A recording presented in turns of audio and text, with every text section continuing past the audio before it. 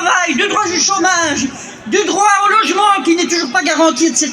Donc elle ne représente rien. Alors je ne dis pas qu'il n'y a pas de la bonne volonté derrière ceux qui essayent d'y travailler, mais c'est peanuts. Et si ça doit servir à un sparadrap pour cacher les faits qu'on réalise à côté et qui font qu'on appauvrit les gens, eh bien ça ne passe pas, ça. On ne sera pas collaborateur de ça. On peut travailler sérieusement sur un plan de lutte contre la pauvreté, mais pas un plan sparadrap qui va regarder à côté les droits se déliter complètement. Ça, c'est pas le modèle qu'on veut.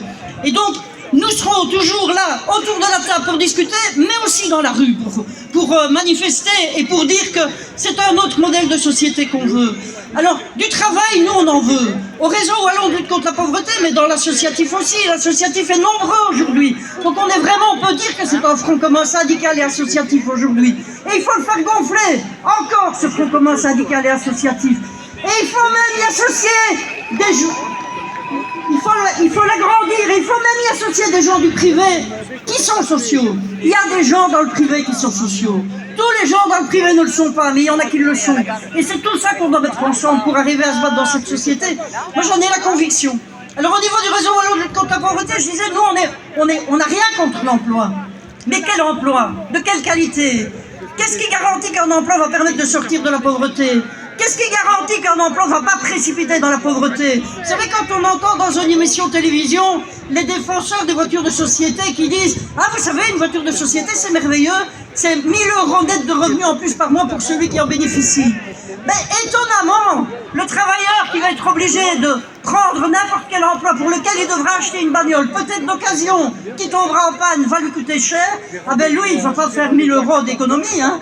Il va devoir retirer de son revenu trop petit pour accepter un emploi qui n'est pas désirable, ce qu'il va devoir payer pour cette bagnole pour aller travailler. C'est ça la réalité. Et donc cette réalité-là, c'est pas celle-là qu'on veut. On veut du travail de qualité. Alors quand on met aussi en concurrence, magnifique, hein, le flexi-job, le travail d'étudiant et les heures supplémentaires défiscalisées, bah, écoutez, les patrons auraient tort hein, de ne pas puiser tant qu'ils peuvent et tant qu'ils veulent là-dedans. Ça, c'est pas de la concurrence à l'emploi, ça. C'est pas de la destruction de l'emploi. Alors moi, je n'attaque pas les gens qui prennent ces emplois-là. Quand ils en ont besoin, tous n'en ont pas besoin. Mais quand ils en ont besoin, j'attaque pas ça. Mais c'est la logique qui vide nos caisses de la sécurité sociale, qui vide notre système et qui met les gens en concurrence les uns vis-à-vis des autres. Alors aujourd'hui, l'exclusion du chômage, c'est vraiment quelque chose qui est d'une violence terrible, qui va vider les portefeuilles des gens, qui va mettre les gens à plat, qui va pousser dans des déprimes, qui poussera dans des colères intrafamiliales, qui fera qu'on aura des gens qui vont commettre des faits, des vols, etc. etc. Pourquoi? Ben parce que quand il faut vivre, il faut vivre. Et quand il faut vivre, on fait comme on peut. Et défendre sa vie, ça reste encore la priorité dans l'existence. Hein. C'est le pouvoir satisfaire ses besoins de base. Voilà, alors c'est pour ça qu'on est là aujourd'hui, c'est pour ça que le réseau wallon de lutte contre la pauvreté est là aujourd'hui. Et j'ai juste envie de terminer en vous disant, hier j'ai eu un témoignage d'une personne à Namur. Elle travaille dans un poste ALE, vous savez ce que ça veut dire ALE, hein? C'est-à-dire pas un contrat de travail décent, dignement rémunéré. Depuis des années, elle a 61 ans, c'est une femme. Elle travaille dans une école, elle garde les enfants des enseignants, les enfants des parents qui viennent. Elle va être exclue du chômage. Elle ne pourra même plus faire sa prestation en ALE dans cette école. Et malgré ce statut-là, c'est quelque chose qui la faisait vivre et qui la passionnait. Malgré ce statut-là, elle sait que l'école ne pourra pas lui faire un salaire.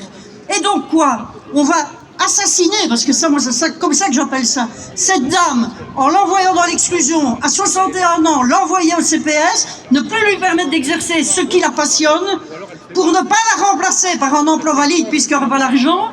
Alors c'est quoi ce truc? Et des gens comme ça, il y en a plein. Quand le politique nous dit que ce sont des exceptions, non, ce ne sont pas des exceptions. On peut donner tous des tas d'exemples autour de nous, de gens qui travaillent, qui vont être exclus du chômage, de gens qui sont au chômage, qui n'ont pas d'autre possibilité que de ne pas travailler pour le moment pour des tas de raisons dans leur existence. Alors, défendons l'emploi, pas n'importe lequel, et puis défendons aussi la sécurité sociale et le droit d'exister solidairement dans notre société, dans la dignité. C'est ça notre combat commun.